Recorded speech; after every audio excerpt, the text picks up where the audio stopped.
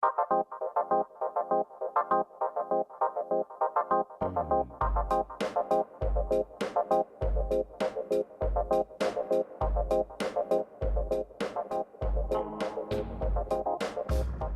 was in hospital and I was very bored, and so I decided to start logging what was happening to me because I had just had a double mastectomy because I have a cancer gene, and I couldn't bear to read any more magazines or anything, and so I started logging what was going on my computer, and it turned into a book. I started writing and forgot to stop, I think.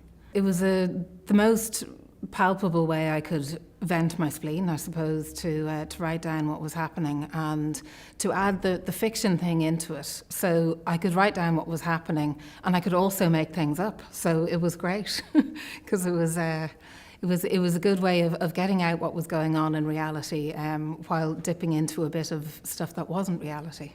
I'm very lucky because I have children and my husband or whatever at home, and so it's kind of the time that I get to write is me time. I love it. So sometimes I have to set an alarm clock so I remember to collect my children from school. So that's really bad, isn't it? Makes me sound like a terrible mother.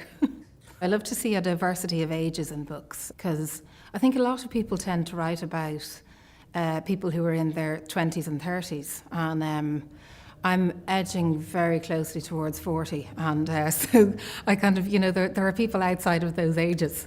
They do exist. The Pink Ladies Club is about 3 different women who have cancer.